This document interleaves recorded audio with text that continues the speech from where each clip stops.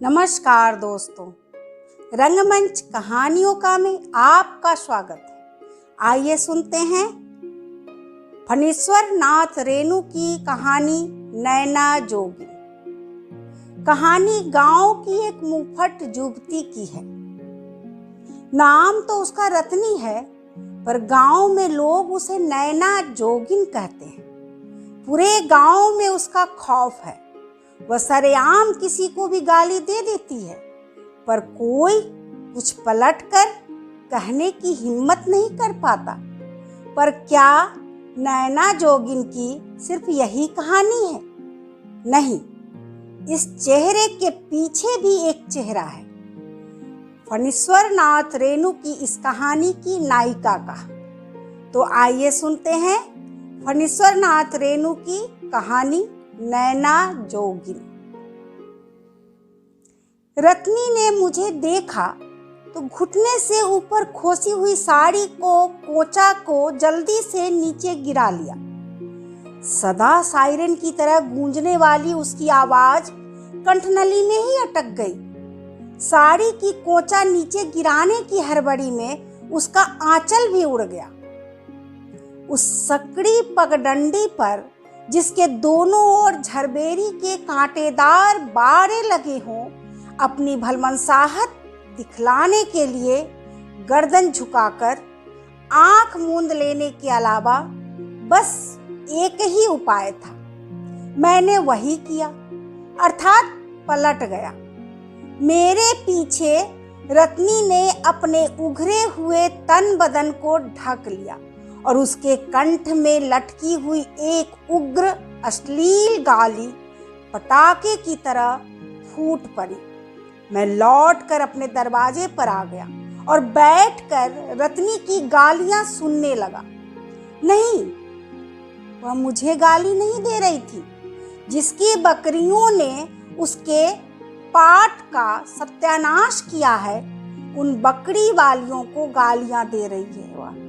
सारा गांव के बूढ़े, बच्चे, जवान, औरत, मर्द उसकी गालियां सुन रहे हैं। लेकिन क्यों? शायद सच ही उनके सुनने और मेरे सुनने में फर्क है। मैं सचेतन रूपेण, अर्थात जिस तरह रेडियो से प्रसारित महत्वपूर्ण वार्ताएं सुनता हूं, इन गालियों को सुन रहा हूं।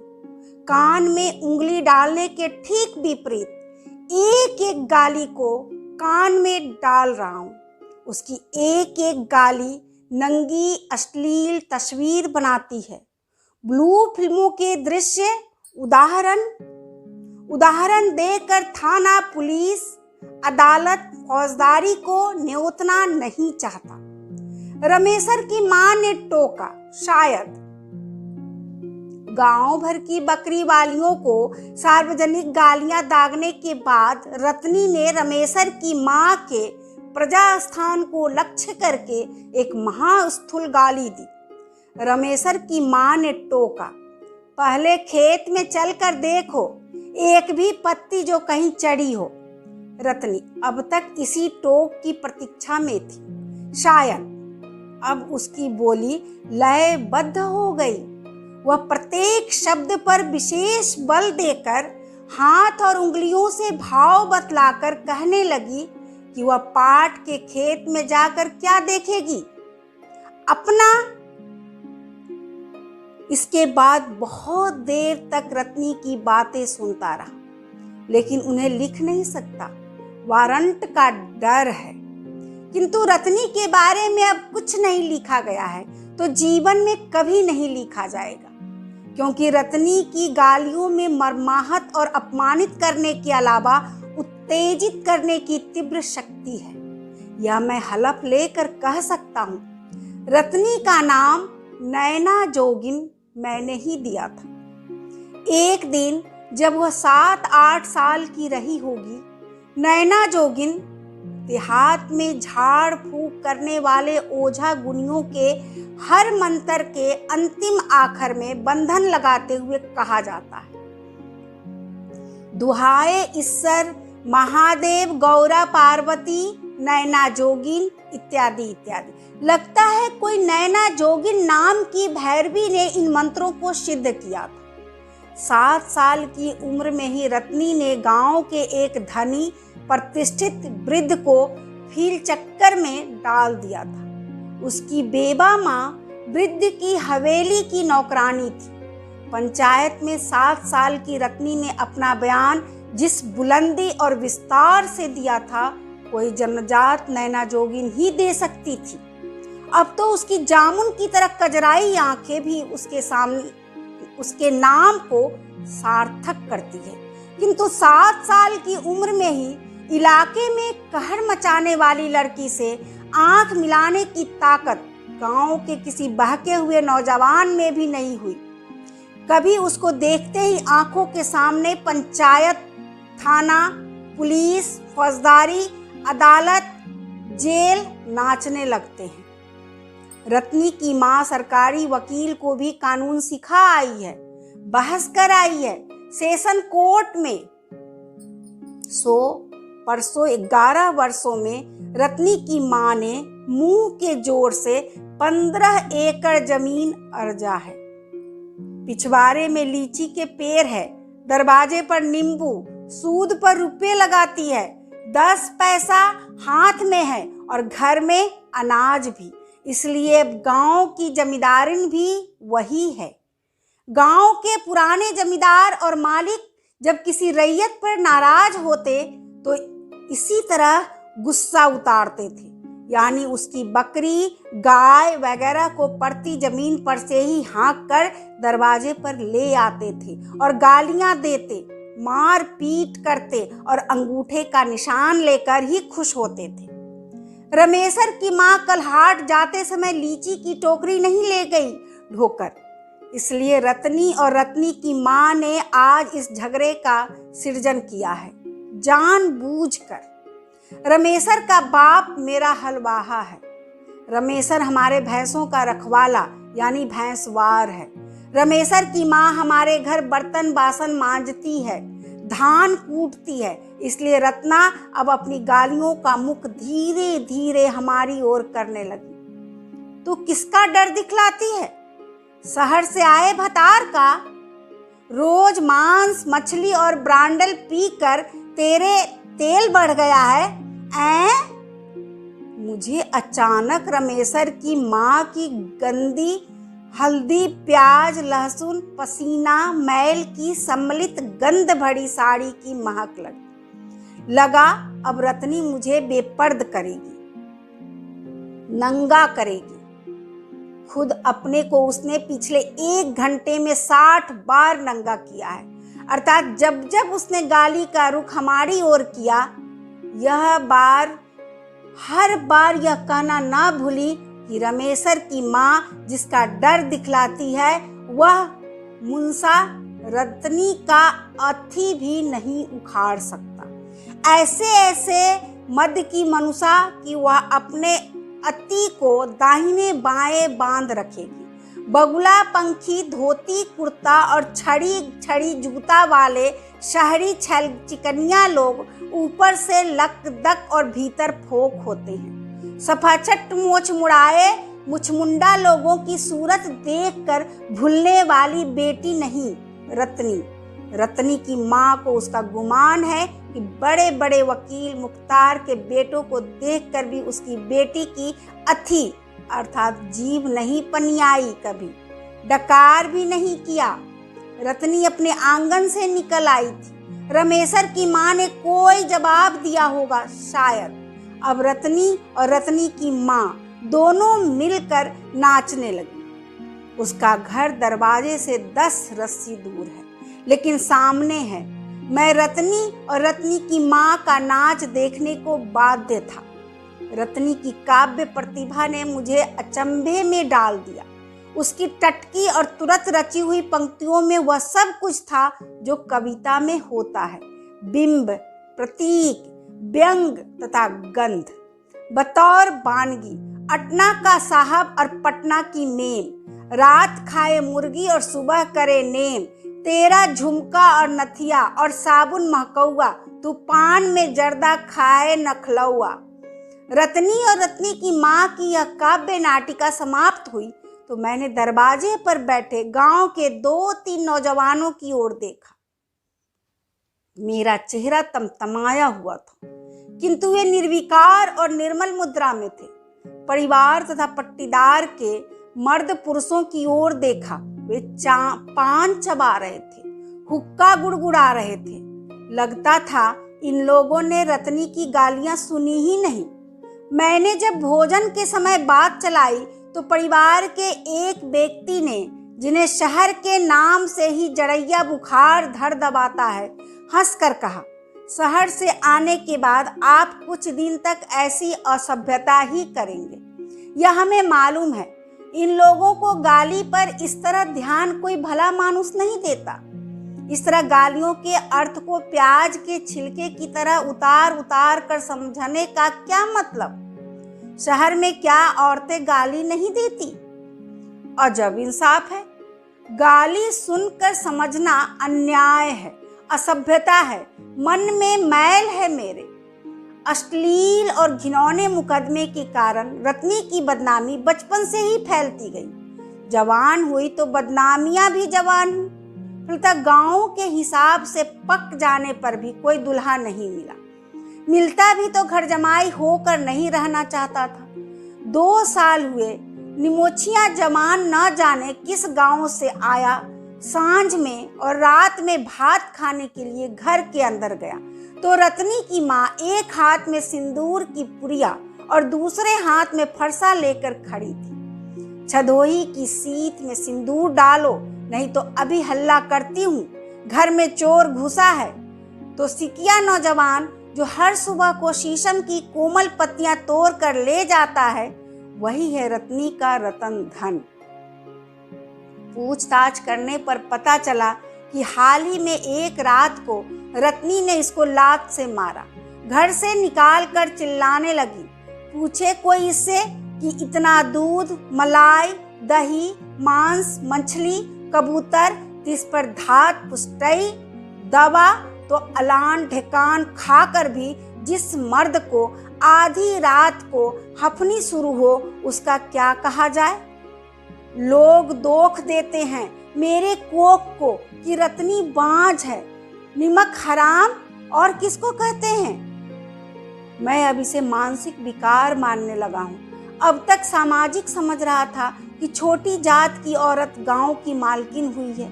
नहीं, सामाजिक भी है। मेरे पटीदार के एक भाई ने कहा, कोई इसका क्या बिगाड़ सकता है? गांव के सभी किस्म के चोर अर्थात लत्ती पत्ती और सिन्नाजोर दिन डूबते ही उसके आंगन में जमा हो जाते हैं। इलाके का मशहूर डकैत परमेश्वरा रत्नी की बात पर उठता बैठता है। मुखिया और सरपंच रत्नी की माँ के खिलाफ चू भी नहीं कर सकते। रत्नी की माँ से कोई रार मोल नहीं लेना चाहता, इसलिए दिन भर गांव के हर टोले में दोनों घूम घूम कर झगड़ा करती फिरती है। रत्नी अकेली खस्सी बकरे की जिबह कर देती है। रत्नी की माँ चोरी का माल खरीदती है, थाली, लोटा, गिलास।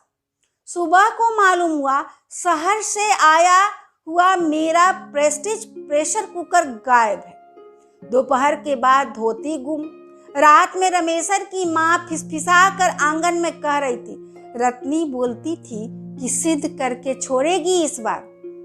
उस दिन इस तरह पीठ दिखाना अच्छा नहीं हुआ शायद, और यह सब इसलिए कि मैंने रत्नी के तथाकथित पुरुष को बुलाकर उसका पता ठिकाना पूछा था और उसको समझाया था कि गांव में अब एक नई बात चल पड़ी है। उसने बीबी की मार सह ली।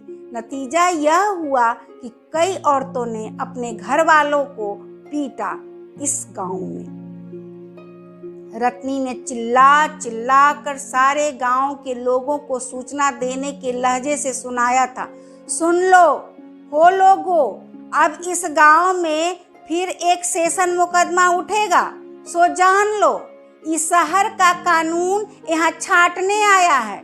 कोई अपने घर वाले को लात मारे या चुम्मा ले, दूसरा कोई बोलने वाला कौन? देहात से लेकर शहर तक तो छुछुआते फिरता है। काहे न कोई मौगी मुंह में चुम्मा लेती है। मैं रोज हारता, रत्नी रोज जीतती। मुझे स्वजनों ने सतर्क किया, सांझ होने के पहले ही मैदान से घर लौट आया करूं। किसी ने शहर लौट जाने की सलाह दी। मुझे लगता रोज ताल ठोक कर एक नंगी औरत पहलवान मुझे चुनौती देती है, थप्पड़ घूंसे चलाती है। भागूंगा तो गांव की सीमा के बाहर तक पीछे पीछे फटा कनस्तर पीटती और बकरे की तरह बो बो बो बो करती जाएगी। गांव भर के लोग तालियां बजाकर हंसेंगे। मुझे हथियार डाल देना चाहिए। एक औरत, सो भी ऐसी औरत से टकराना बुद्धिमानी नहीं। एक सप्ताह तक चोरी चपाटी करवाने के बाद एक नया उत्पात शुरू किया। रात भर हमारे दरवाजे और आंगन में हड्डियों की बरखा होती। नंगी औरत ताल ठोक कर ललकार रही है, मर्द का बेटा है तो मैदान में आओ। मैदान में मुझे उतरना ही पड़ा। रात में नींद खुली। दरवाजे के सामने जो नया बाग हम लोगों ने लगाया है उसमें भैंस का बच्चा घुस गया है। शायद मैं धीरे धीरे बारे के पास गया। अमलतास के कोमल पौधों को तोड़कर गुलमोहर की ओर बढ़ते हुए हाथ में मैंने खप से पकड़ा। कलम घिसाई के बावजूद पंजे की पकड़ में अब तक खम बचा हुआ था। क्यों? मैंने बहुत धीरे से पूछा। छोड़िए, जवाब भी उसी अंदाज में मिला। क्यों तोड़ा है? क्या मिला? क्यों तोड़ा तो क्या कर लीजिएगा? मैं लोगों को पुकारता हूँ, खुद फंस जाइएगा। हाथ छोड़िए, फंसा के देखो, मैं नहीं डरता हूँ। क्या चाहते हैं आप? मैं जानना चाहता हूँ कि तुम इस तरह मेरे पीछे क्यों पड़ी हो? इस पौधे को क्यों तोड़ा है? वह तो पौधा ही है, जी तो आपको ही तोड़ देने को करता है। हाथ छोड़िए। मैंने देखा उसकी कनपट्टी पर एक सांप का फन नहीं, भाला बरछे की फली। मैंने हाथ छोड़ दिया। वह भागी नहीं, खड़ी रही। मुझे चुप और अवाक देखकर बोली, चिल्लाऊं? कोढ़ी डरावे थूक से। रत्नी हंसी। तारों की रोशनी में उसकी हंसी झिलमिलाई। जाइए, थोड़ा ब्रांडिल और चढ़ाइए। तुम नैना जोगिन? हाँ, नैना जोगिन ही हूं। तब माधो बाबू, अब रत्नी करीब सट आई। मेरा क्या कसूर है जो 12 साल से वनवास दिए हुए हैं आप लोग? उस बूढ़े को करनी का फल चखाया तो क्या बेजा किया? मैं उस समय उसकी पोती की उम्र की थी। सो आप लोगों ने, खासकर आप दोनों भाइयों ने, आप लोगों को रंडी से बदतर कर दिया। आखिर आपके जन्म के दिन रत्नी की माँ ही सौर घर में थी। 5 साल तक आप रत्नी की माँ की गोद और आंचल में रहे और आपकी आंख में जरा भी पानी नहीं। मैं जवान हुई, आप लोगों ने आंख उठाकर कभी देखा नहीं कि आखिर गांव भर की एक लड़की ऐसी जवान हो गई और शादी क्यों नहीं होती। अब इस घर बार आए हैं तो कभी आपने मन में यह नहीं हुआ कि रत्नी की शादी हुए 2.5 साल हो रहे हैं और रत्नी कोई बच्चा क्यों नहीं हुआ?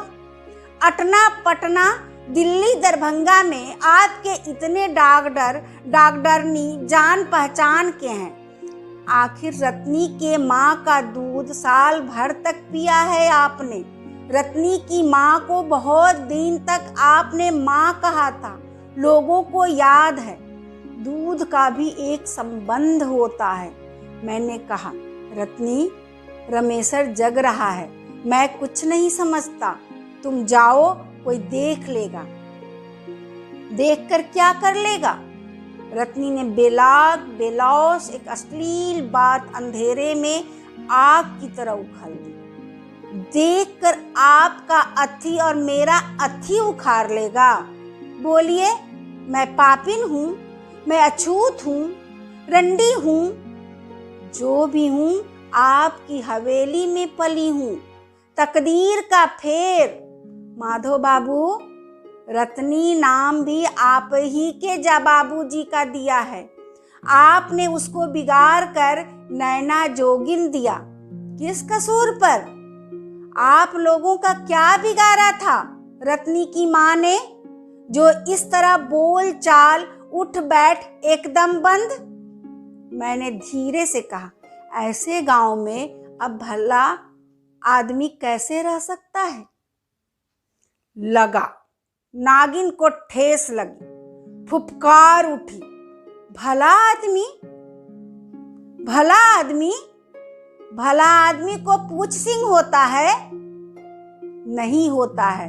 इसीलिए पूछ सिंह जानवर, औरत मर्द, नंगे बेपर्द, अंधकार प्रकाश, गुर्राहट, आंखों की चमक, बड़े बड़े नाखून, बिल्ली, शिवा, गृद्धाशया, योनिस्या, भागनी, भोगनी, महाकुंभ, स्वरूप, छिन्नमस्ता, अट्टहास। अट्टहास सुनकर चौंका। रत्नी कहाँ है? वह तो साक्षात नील सरस्वती थी। इस बार गांव के आसपास यह खबर बहुत तेजी से फैली कि नैना जोगिन का जोग माधव बाबू पर खूब ठिकाने से लगा है। रमेशर की माँ को एक दिन खोई हुई चीजें टोकरी में मिली, घर में ही है।